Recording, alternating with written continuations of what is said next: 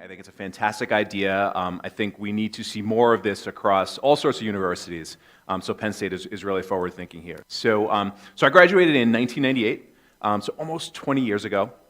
And this is actually only the second time that I've been back to Penn State. It was just a few months ago that it was the first time, and I'm super psyched to be back here.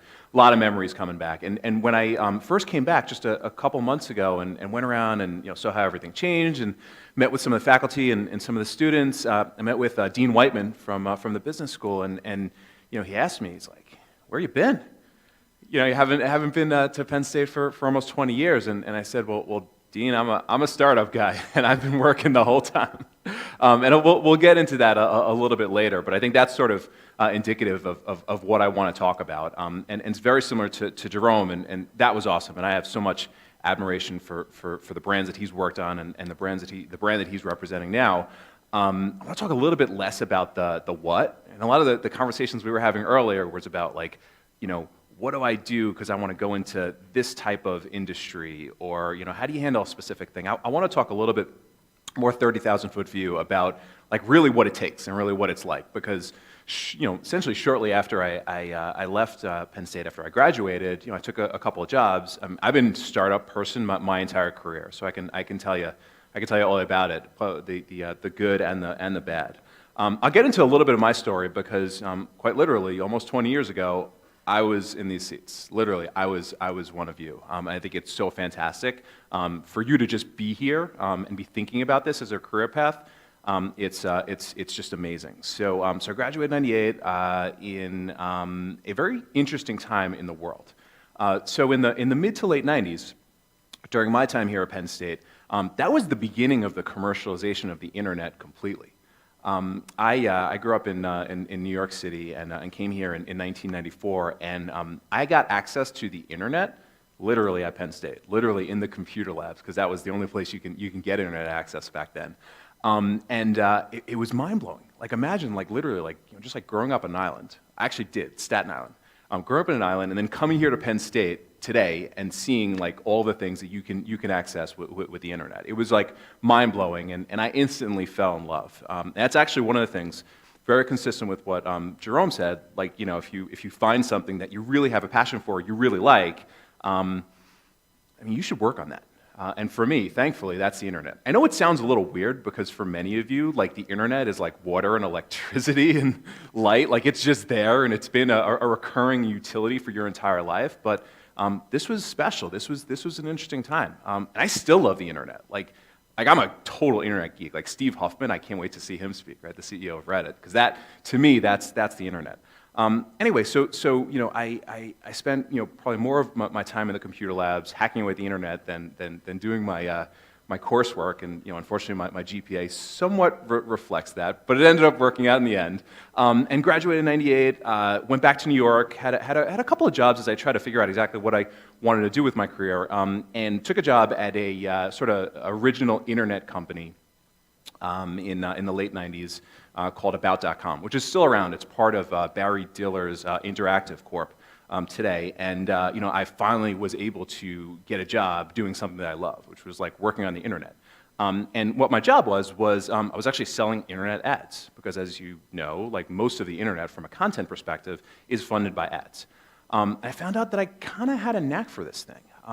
Just selling in general and the sale of advertising. So I took something that I was passionate about, I combined it with something that turns out I had a decent skill for, and all of a sudden I found some success. So I think key number two for you all, combining passion with skill, I think that defines what is probably a good thing for you to work on, whether that's your own startup or whether that's a career path for you. So I was selling a lot of ads, having a lot of fun, during those days in New York City, and then all of a sudden, the music stopped. I don't know if you have a lot of knowledge of internet history, or if you cover this in your classes, but there was this thing called the dot-com bust. Anybody ever hear of it? Raise your hand. Higher. All right, cool. So most people have heard of it, right? The music stopped. All of the internet companies that were buying ads on the Super Bowl and were just raising tons of venture capital with no revenue model and certainly no revenue, they all kind of went out of business at once. And all of a sudden, selling ads to those companies became like really, really difficult. And our company too, went through a period of tough times. But I still believed in the internet, which was actually somewhat controversial. Imagine this. Imagine there was a period of time where people thought the internet was a fad, where people thought like we were actually going to go back to mailing letters to each other and shopping at physical bookstores and not Amazon. Everything. So you can imagine that. But people had gotten burned by investing in early internet companies. People got burned by taking jobs. They were paper millionaires because of their stock options. All of a sudden, that stuff went bust. So I left about with a buddy of mine, and we started a early version of an internet advertising agency.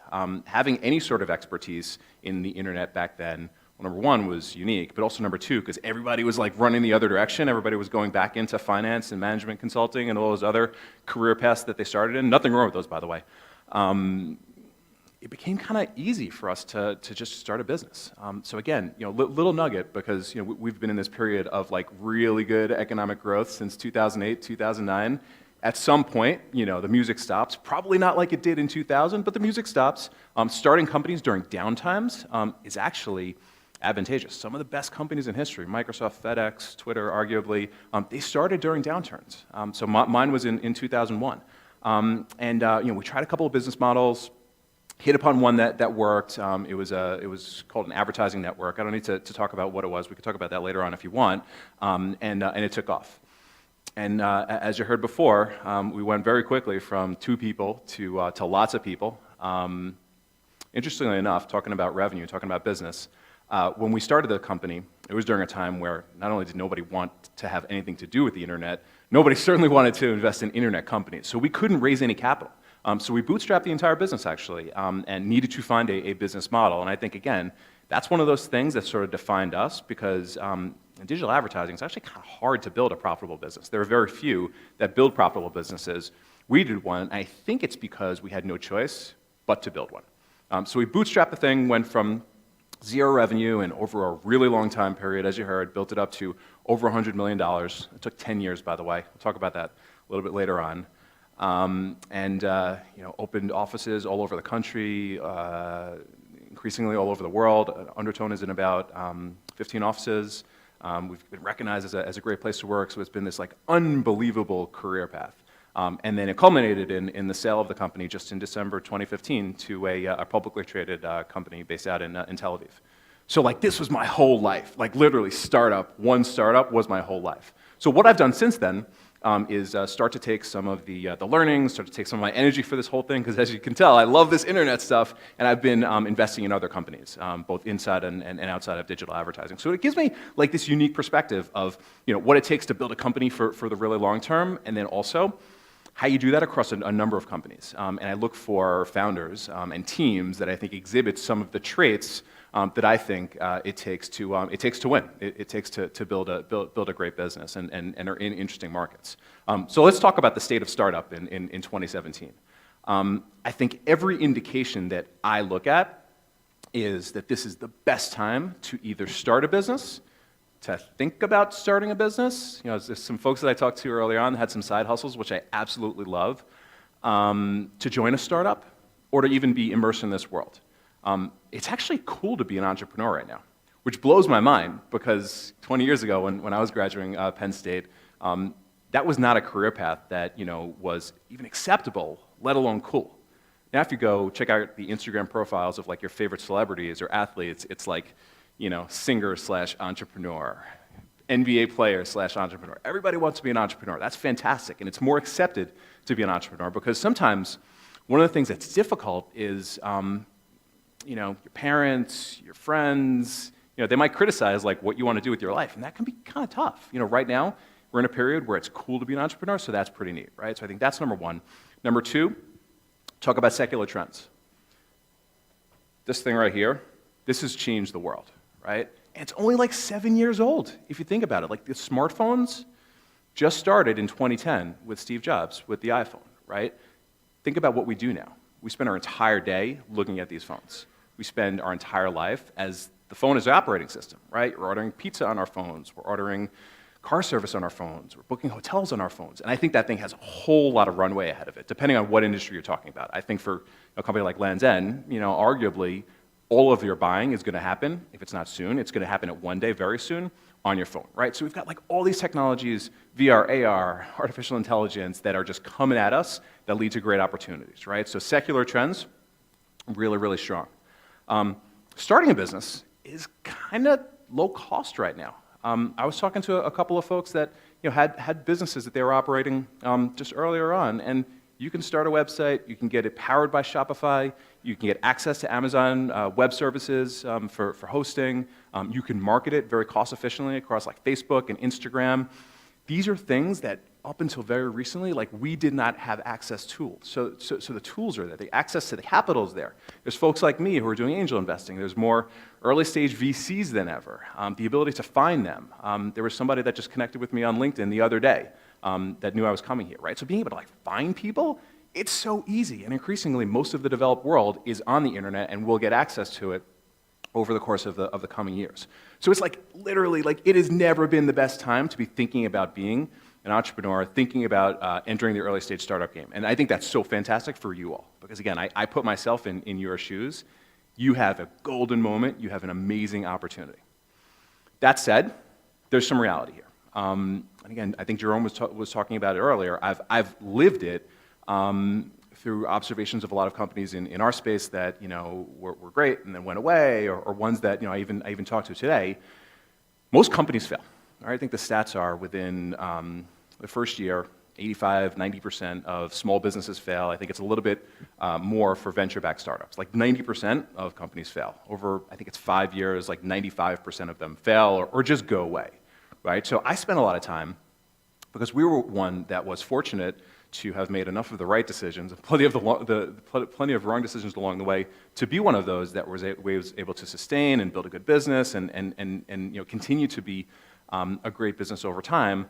Like, what are those things that the good businesses, the good entrepreneurs, the ones that make it, what are those traits that they have? So for me, it's like, I think the pitch competitions are so cool. I think, talking about, your idea for an app, like, that's amazing. Like, all the stuff that you were talking about this week, I think it's really, really positive.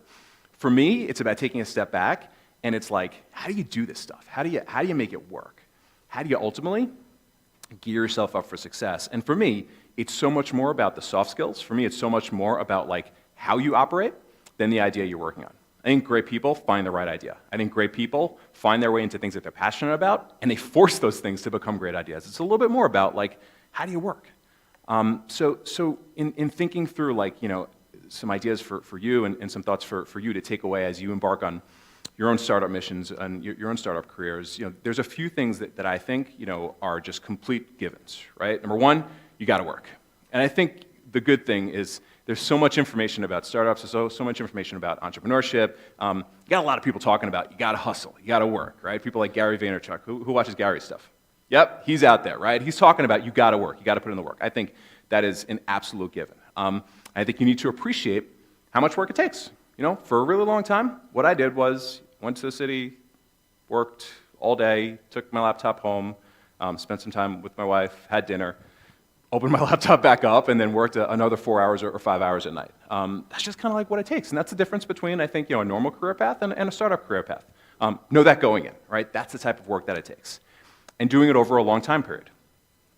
I think the other thing that, people sort of, I can't blame people for getting the misconception for, is this whole idea of like overnight success. Right? You hear about these startups that out of nowhere, they're like, boom, they raise a lot of money, and then they get a lot of traction, and then they're sold, right? Like the story of Instagram. Instagram launches, reaches 50 billion users, and Facebook acquires it for $1 billion, literally within 1 year of launch. There's one Instagram. There's one Instagram. That might be you, but odds are it's not you, but that's okay. Because for most businesses, it just takes a long time. It takes a long time to figure it out. It takes a long time to find your moment. It just takes a long time to work. Most venture-backed startups, the types of companies that I invest in, it's about 10 years until they exit, right? Exit meaning like a sale of the company, an IPO, whatever you define success as.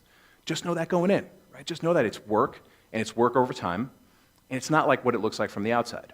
And the final thing that I think for us was the thing that probably set us apart from everybody and that I look for in entrepreneurs.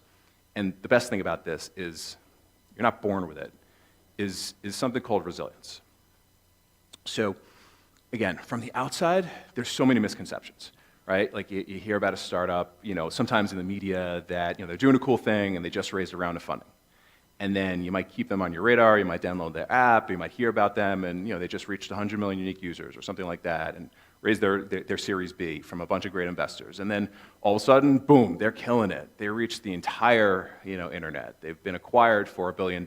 They go public, right? So like from the outside, it's this like beautiful up and to the right curve. From the inside, it kind of looks like that, right? Like know that stuff. Like this stuff is hard.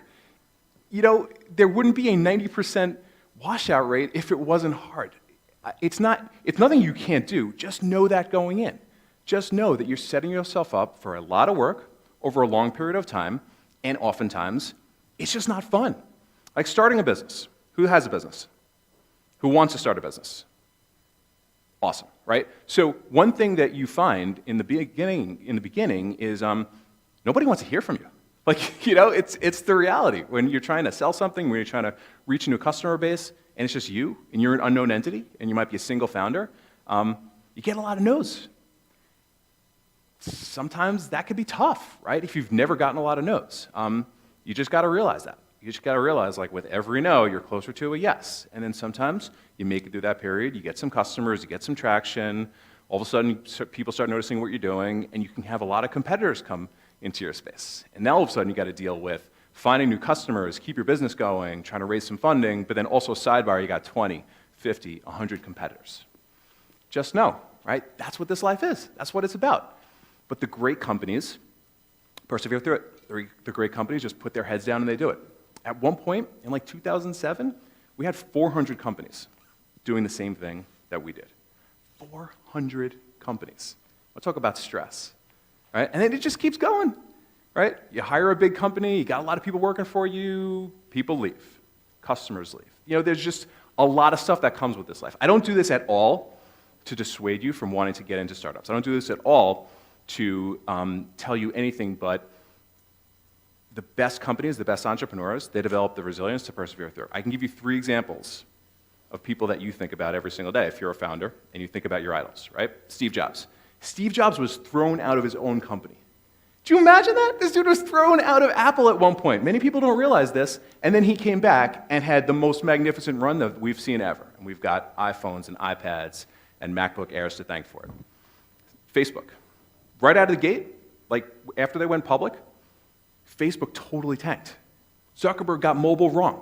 Zuckerberg thought we were going to take out our phones forevermore, just like that, and type in www.facebook.com. Like, literally, he didn't think that the apps were going to be a thing. Totally whiffed on it. What did he do? Did he, close up shop? Did he, hand over the reins to somebody else? No, he just got up and he went back to work. In 2008, Elon Musk. The Tesla was a joke. The early Roadster literally didn't work. It went 10 miles an hour when the Road and Track reporter went in for their test drive, and they wrote about it. And sidebar, the world was ending, so he couldn't even get funding for this thing. He was going through a divorce, so Elon Musk had no money. He was borrowing money from his friends and sleeping on their couches. And he put all of his money, his last $100 million, into something called SpaceX. And the first 3 launches, which was supposed to be the first privately held company to put something into space, first 3 launches failed. And literally he had 1 rocket left to put into space. Imagine the stress that this guy was going on. And what did he but the big thing is, you just get up and you go to work, and you just realize that we all have problems, we all have things we're working on that are hard. Sometimes they're at the scale of an Elon Musk, where it's oh my God, if this rocket doesn't work, I'm done personally because everything I'm working on is going to hell. Or you just get up and you work. I work with his brother, Kimball, and this is, I think, the most indicative thing in a startup called Square Roots. It's an urban farm. And Kimball says that entrepreneurship is like chewing on glass. Think about that for a second. Get that visual, right? It's just, it is what it is. But you can do it, right? Because anybody can chew on glass. Anybody can take the lumps, get up in the morning, go back to work. You just have a choice. I think that the thing that defines the companies that make it, the founders that make it, and the ones that don't, you know what? Like the 90%, at some point it just gets really, really hard. That 10%, they do it. And the ones that have a little bit of luck and a little bit of good timing and a good team, I think those are the ones that ultimately you read about, and they're the success stories. But if you think about all those things that I just talked about that define what a great company is, what a great entrepreneur is, right? It's like work, it's work over a long time period, it's developing resistance. You are not born with any of that. You don't go to school for any of that. Maybe people out of Pennsylvania, right, have a great work ethic that we were talking about earlier. I think that's something that's great.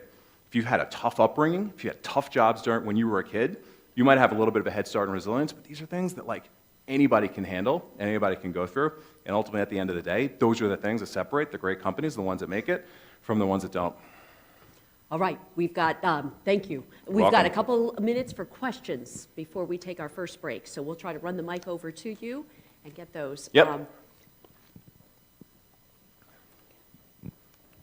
You were talking about... What's your name? I'm Andrew. Hey, Andrew. Hi, nice to meet you. Nice to meet you. You were talking about like what makes a good entrepreneur, like hard work, obviously good ethics, but it's kind of from the last talk too.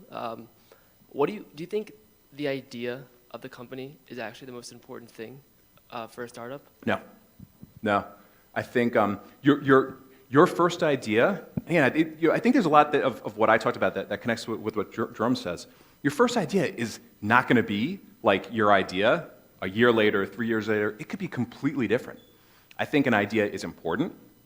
I think working on the right company, working in the right sector, most importantly, working with the right team, that's really, really important. But at the end of the day, like so many of your first ideas are just not the right ideas, right?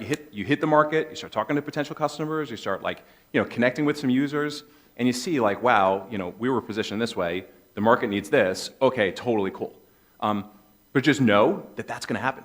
Just know like you're gonna have probably 8 ideas until the one that ultimately like is the successful idea, and combined with timing and everything like that, hits. So I'm more about like getting in the market, talking to customers, getting dirty, finding out what the market needs, working, versus like spending a ton of time like studying the market, coming up with the right idea, perfecting the product, because at the end of the day, you are never right. The market is what's right, and ultimately, if you can be in market faster, you'll be able to get to the right idea quicker. So you got the 70-30 rule that Jerome was talking about, or like that. Yeah, Okay. there's a lot that connects. Yeah. We had a question over here. Yeah. I'm Sydney. Hey, Sydney. I'm going to ask you an advertising question.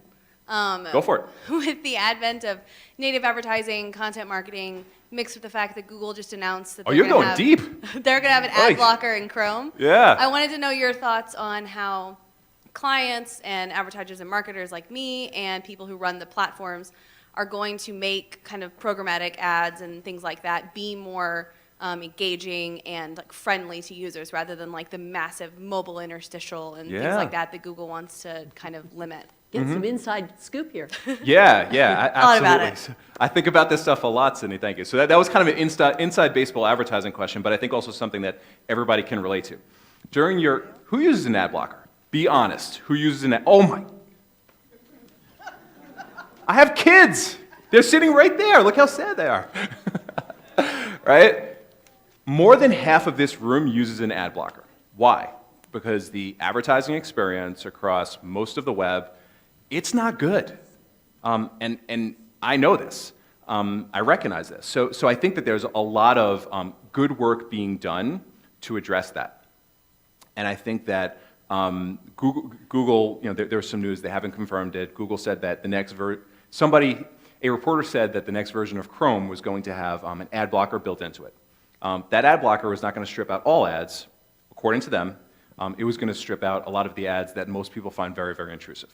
So you can have a better experience across the web, but at the same time, media companies can still serve ads, marketers can still connect with consumers. So on balance, I think it's a positive thing. On balance, though, I think we still need to strike that balance between giving marketers the opportunity to like break through and deliver like really, really good creative experiences that consumers actually see, consumers actually notice.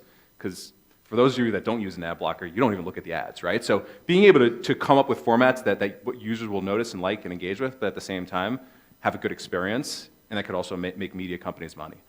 So I think it's a positive thing, but I think it's going to be a insane time to be working in my space for the next couple of years, which for me just spells like more and more opportunity.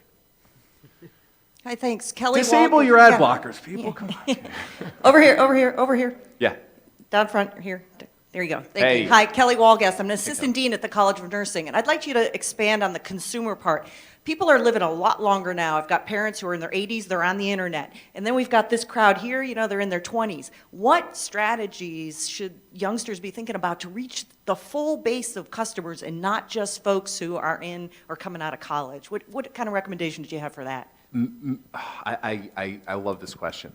I think it's a massively underserved, unappreciated, and ignored market, right? Because everybody wants to reach millennials. Everybody wants to reach the tastemakers. Everybody thinks, that segment is the one you want to target.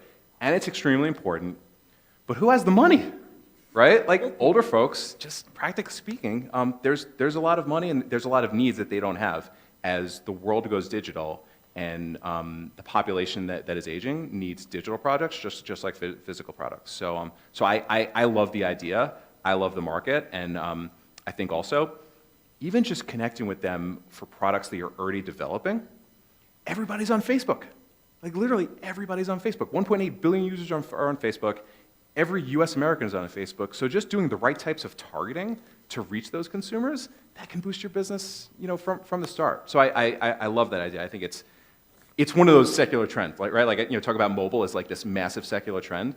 The aging population of the world, right? But the aging population of America, and them needing lots of products and services that aren't in existence, I think is a complete blind spot to so many companies. So if you know folks that are working on it, I'd love to talk to them. We have time for one last question. Does Yeah. anybody else have a question? There's one in the front here. Somebody who doesn't use an ad blocker. I'm kidding. I know, it sucks out there. Yeah. I had a question before you said about the phone. It's one of the best things.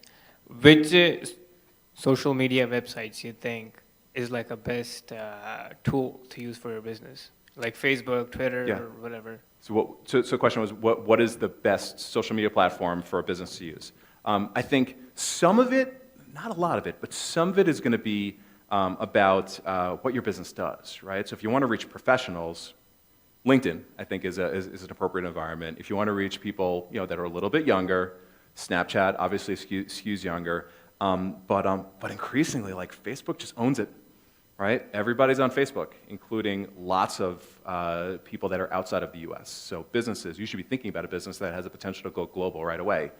And the network effects of Facebook, having Facebook and Instagram and WhatsApp and Messenger, I mean, you're talking about scale that we've never seen before. So, with that being kind of like the lowest common denominator and everybody on Facebook, I think that, I'm a professional, I'm an angel investor, but I spend time on Facebook, right? So targeting ads to me based on who I am, where I live, all that stuff would be super, super effective. So I would say, unless it's like a B2B play, makes sense for Snapchat type of play, I would start with Facebook and then go from there. And it's so cost effective because it's just like, it's so big. There's just like so much ad inventory there. It's extremely cost effective. That'll change one day, so take advantage now. And who would have thought that zillions would watch April have a baby, right? Sure. Yeah, that's right. When you think about it. Eric Franchi. Thank you. Ladies and gentlemen, a big round of applause. Thank you, everybody. He's sticking around Yep. to hear some of the big timers coming up too later. Oh, we're all big timers.